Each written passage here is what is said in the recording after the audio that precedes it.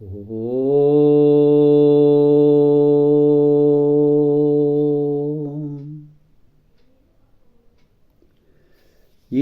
ಬಾತಾಯಿ ವರಕವಿ ಬೇಂದ್ರೆಯವರ ಅಭಿನಂದನ ಗ್ರಂಥ, ಅದರ ಒಂದು ಸಾರ ರೂಪ. ಇವತ್ತು ನಾವು 47ನೇ ಪ್ರಕರಣಕ್ಕೆ ಹೋಗ್ತಾ ಇದ್ದೇವೆ. ಬೇಂದ್ರೆಯವರ ಕೆಲವು ಪ್ರಣಯ ಗೀತೆಗಳು ಹೆಂಗೆ ಹುಡುಕಿದಾರೋ ಗೊತ್ತಿಲ್ಲ. 1450 ಎಷ್ಟು ಸನಿಹದಲ್ಲಿರುವಂಥ ಆ ಕವನಗಳ ಸಂಖ್ಯೆಯಲ್ಲಿ ಈ ಮಹನೀಯರು ಮುರಳೀಧರ ಉಪಾಧ್ಯಾಯ ಹಿರಿಯಡಕ ಇವರು ಪ್ರಣಯ ಗೀತೆಗಳನ್ನು ಎಷ್ಟು ಹುಡುಕ್ಯಾರೋ ಗೊತ್ತಿಲ್ಲ. ನನಗನ್ಸೋ ಮಟ್ಟಿಗೆ ಅವ್ರು ಏನೆಲ್ಲಿ ಹುಡುಕ್ಯಾರಲ್ಲ ಭಾಳ ಕಡಿಮೆ ಅವು. ಯಾಕಂದರೆ ಹುಡುಕಿರೋ ಸಂಖ್ಯೆ ಕೇವಲ ಅವರು ತಾವು ಏನು ವಿವೇಚನೆ ಮಾಡ್ತಾರೆ, ವಿಮರ್ಶೆ ಮಾಡ್ತಾರೆ, ಸಂಖ್ಯೆ ಕೇವಲ 6. ಆದರೆ ಅವರೊಂದು ಪಟ್ಟಿ ಮಾಡ್ಯಾರ. ಏನು ಅಂತಂದ್ರೆ, ಪ್ರಣಯ ಗೀತೆಗಳನ್ನು ಸರಸ ದಾಂಪತ್ಯ ಗೀತೆ, ವಿರಸ ದಾಂಪತ್ಯ ಗೀತೆ ಅಂಥೇಳಿ 2 ಭಾಗ ಮಾಡ್ತಾರೆ. ಅವೆಲ್ಲ ಅನಂತ ಪ್ರಣಯ, ವಾಲಿನೋಟ, ಕಂಡ ತಪ್ಪು, ಕಾಮಕಸ್ತೂರಿ, ಬಡವರ ಮಗಳು, ರಸಿಕಾಪೇಳೋ, ನಲ್ಲೇರ ಲಲ್ಲೆ, ಇವೆಲ್ಲ ಮುಗ್ಧೆ, ಪ್ರೀತಿ, ಅಷ್ಟು ಪ್ರೀತಿ ಇಷ್ಟು ಪ್ರೀತಿ, ನಾನು ಬಡವಿ, ಗುಮ್ಮ ಗುಮ್ಮಿ, ಘಮ ಘಮ ಘಮಾಡಿಸ್ತಾವ ಮಲ್ಲಿಗೆ, ಇವೆಲ್ಲ ಚೆಲುವಿನ ಗೀತೆಗಳು ಅಂತಾರೆ. ಅವಕ್ಕೆ ಸುಂದರವಾದ ಒಂದಂತ. ಆದರೆ ಮುಂದೆ ಅವರು ವಿರಸ ಗೀತೆಗಳು ಅಂದಾರ. ಅದರಲ್ಲಿ ಪ್ರಾರಂಭದ್ದು ಮನದನ್ನೇ ಎನ್ನುವಂಥ ಮಾತು. ನಾವೀಗಾಗಲೇ ನಮ್ಮ ಜೋಗದ ಸಿರಿ ಬೆಳಕಿನಲ್ಲಿ ಆ ಮಹಾನ್ ಕವಿ ನಿಸಾರ್ ಅಹ್ಮದ್ ಅವರು ಅದೇ ಒಂದು ಕವನದ ಮೇಲೆ ಬರೆದಂಥದ್ದನ್ನು ಅಧ್ಯಯನ ಮಾಡಿದ್ದೇವೆ. ಅದು 41ನೇ ಪ್ರಕರಣದಲ್ಲಿದೆ. ನನ್ನ ಯೂಟ್ಯೂಬ್ನಲ್ಲಿನೂ ಅದು ಉಂಟು. ಈಗ ಈ ಮನದನ್ನೇ ಇದು ಎಲ್ಲಿದಿದು? ಈ ಮನದನ್ನೇ ಪ್ರಕರಣ ನಾದಲೀಲೆಯಲ್ಲಿದೆ. ನಾದಲೀಲೆಯ ಎಷ್ಟನೇ 44ನೆಯ ಸ್ವಲ್ಪ ದೀರ್ಘ ಕವನ ಇದು. ಬೇಂದ್ರೆಯವರ ದೃಷ್ಟಿಯಲ್ಲಿ ಬಹಳ ದೀರ್ಘ ಕವನ. ಏನು ಬರೀತಾರಪ್ಪ ಈ ಕವನದಲ್ಲಿ? ಸಂವಾದಕ್ಕಿಂತಲೂ ನಾದದ ಹಾದಿ ಹಿಡಿದ ದಂಪತಿಗಳನ್ನು ಕಾಣುತ್ತೇವೆ. ಸಂಸಾರದಲ್ಲಿ ಸಮಗ್ರ ಸಾಮರಸ್ಯ ಹುಟ್ಟದಿದ್ದರೆ ಬೇರೆಲ್ಲಿ ಹುಟ್ಟಬೇಕು ಎಂದು ಬೇಂದ್ರೆಯವರು ಪ್ರಶ್ನಿಸುತ್ತಾರೆ.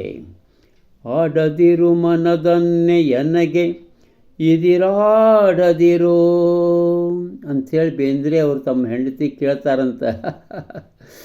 ಅದು ಅಂದರೆ ಇಲ್ಲಿ ಕೇವಲ ಮನದನ್ನೇ ಕವನದಲ್ಲಿ ನಾನು ನೋಡಿದ ಹಾಗೆ ಗಂಡ ಹೆಂಡತಿಗೆ ಬೇಡ್ಕೋತಾನೆ, ಹಿಂಗೆ ಮಾಡಬಾರ್ದು, ಇದಿರಾಡದಿರು ಗೆಳತಿ ನೀನು ಕೂಡ ಹೃದಯವನ್ನು ರಣರಂಗ ಮಾಡಬೇಡ.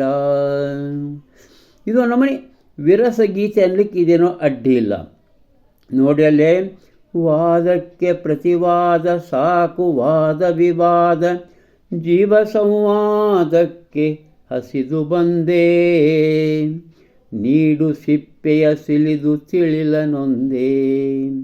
ಜೀವ ಸಂವಾದ ಎಷ್ಟು ಅದ್ಭುತವಾದ ಒಂದು ಸಂದೇಶ ಅದ ಅಂಥೇಳಿ ಮುರಳೀಧರವರು ಹೇಳ್ತಾರೆ. ತೋಳ ತೊಟ್ಟಿಲ ಮಗುವು ಆಗಿ ಬಂದೆ, ಗೊಂಬೆಯಾಡಿಸಿದಂತೆ ಆಡಿಸಂದೇ. ನಾವು ಗೊಂಬೆ ನಿನ್ನ ಕೈಯಾಗ ಅಂಥೇಳಿ ಗಂಡ ಹೆಂಡತಿಗೆ ಹೇಳ್ತಾನೆ. ಸ್ವರ್ಗ ನರಕಕ್ಕೆ ಕರೆದಲ್ಲಿ ಬರುವೆ ಎನ್ನುವಲ್ಲಿ ನಲ್ಲನ ಶರಣಾಗತಿ ಕೊನೆಯ ಹಂತವನ್ನು ಮುಟ್ಟುತ್ತದೆ.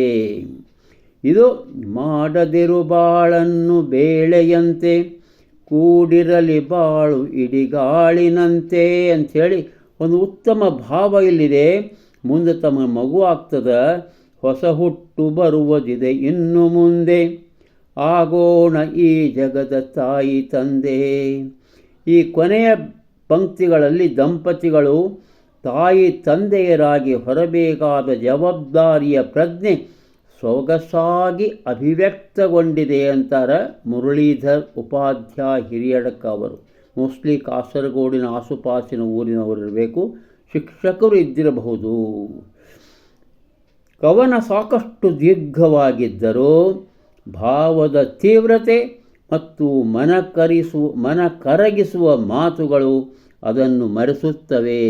ಇದರ ಜೊತೆಗೆ ನಮ್ಮ ನಿಸಾರ್ ಅಹಮದ್ ಅವರ ಮನದನ್ನೇ ಕವನದ ವಿಮರ್ಶೆಯನ್ನು ದಯವಿಟ್ಟು ಓದಬೇಕು ಅಂತ ನಾನು ವಿನಂತಿಸ್ಕೋತೇನೆ.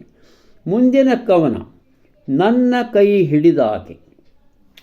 ನನ್ನ ಕೈ ಹಿಡಿದಾಕೆ ಇದು ಗರಿಯಲ್ಲಿದೆ. ಇದು ನನ್ನ ಕೈ ಹಿಡಿದಾಕೆ ಇದು ಒಂದರ್ಥದಲ್ಲಿ ಬೇಂದ್ರೆಯವರ ಮೊಟ್ಟ ಮೊದಲ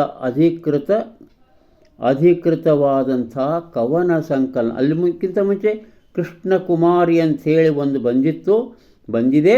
ಆದರೆ ಗರಿ ಅನ್ನೋದು ಮಾತ್ರ ಇದರಿಂದ ಬಹಳಷ್ಟು ಅವರು ಕನ್ನಡದ ವರಕವಿ ಅಂತ ಖ್ಯಾತಿ ಪಡೆದದ್ದು ಈ ಗರಿ ಕವನ ಸಂಕಲನದ ಮೂಲಕ.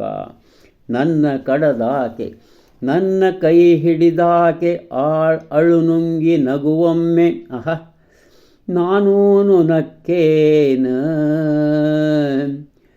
ಎಲದಿರಕ ನಿನ್ನ ಅಳುವ ಹುಚ್ಚು ಹಳ್ಳದ ಕಳ್ಳ ಹುದುಲಾಗ ಸಿಕ್ಕೇನ.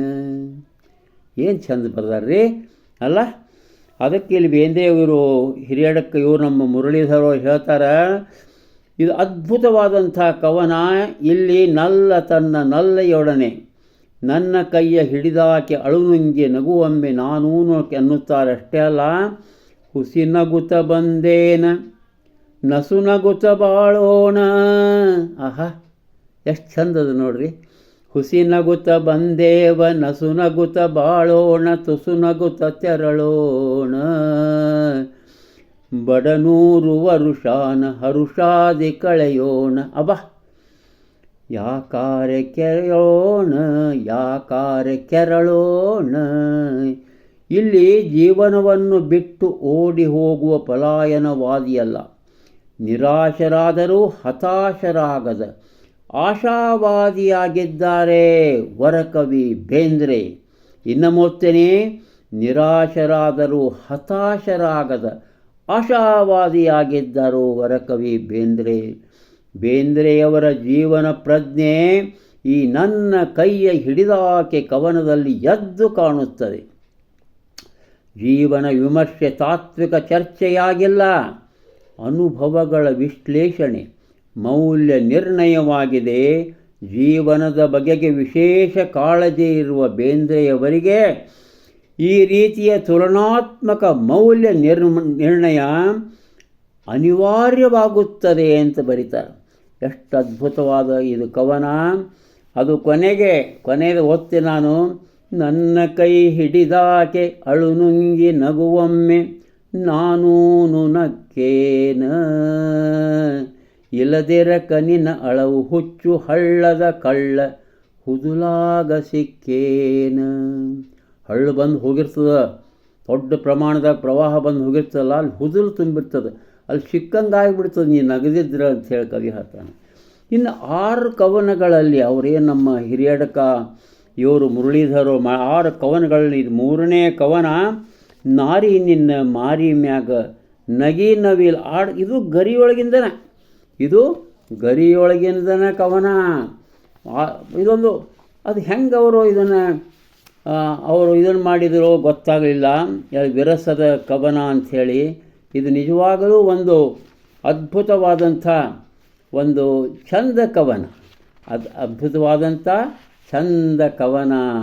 ನಾರಿ ನಿನ್ನ ಮಾರಿ ಮ್ಯಾಗ ನಯಿ ನವಿಲಾಡತಿತ್ತ ಓಡತಿತ್ತ ಮುಗಿಲ ಕಡೆಗೆ ನೋಡತಿತ್ತ ಎಂದು ಆರಂಭವಾಗುವ ನಗಿ ನವಿಲು ಕವನದಲ್ಲಿ ಹೆಣ್ಣೊಬ್ಬಳ ಸುಖ ದುಃಖ ಪ್ರತಿಮೆಗಳ ಮೂಲಕ ಹೇಳಿದ್ದಾರೆ. ಇಲ್ಲಿ ಕೋಗಿಲೆ ವಿರಹಕ್ಕೂ ನವಿಲು ಉಲ್ಲಾಸಕ್ಕೂ ಪ್ರತಿಮೆಗಳಾಗಿವೆ. ಇಲ್ಲಿನ ಹೆಣ್ಣು ಹುದುಗಲಾರ್ದ ದುಃಖವನ್ನು ಹುದುಗಿಕೊಂಡಿದ್ದಾಳೆ. ಆದರೆ ನೋವಿನ ನೆನಪೋ ಮರಕಳಿಸುತ್ತಿದೆ. ಆಕೆ ನೋವಾಗ್ಯದ ಪಾಪ, ಏನೇನೋ ಜೀವನದೊಳಗೆ ಬರ್ತಾವಲ್ಲ, ನೋವಾಗ್ಯದ. ಆ ನೋವನ್ನು ಇಲ್ಲಿ ಚಿತ್ರಿಸಿದ್ದಾರೆ ಅಂತ ಹೇಳ್ತಾಳೆ. ಅದಕ್ಕೆ ಈ ಕವನವನ್ನು ಮನದ ಮಾನರ ಕೊನೆಯಲ್ಲಿ ಕೂತು ಹಾಡುವುದನ್ನು ಬಿಟ್ಟು ನೊಂದುಕೊಂಡು ಹಗಲೆರಳು ಮಿಡುಕಾಡುತ್ತಾ ಏನೋ ಒಂದನ್ನು ಹುಡುಕುತ್ತಾ ಕಣ್ಣೀರಿನ ಮಳೆಯೊಡನೆ ತನ್ನ ದುಃಖವನ್ನು ತೋಡಿಕೊಳ್ಳುತ್ತಿರುವ ಕೋಗಿಲೆಯ ಚಿತ್ರವಿದೆ. ಕೋಗಿಲೆಯ ಚಿತ್ರವಿದೆ. ಮನದ ಮಾಮರದ ಕೊನೆಗೆ ಕೋಗಿಲೆಯೊಂದು ಕೂಡತಿತ್ತ ಹಾಡಬಿಟ್ಟು ಬರೇ ನಿನ್ನ ನೋಡತಿತ್ತ. ಮತ್ನಾಳೆ.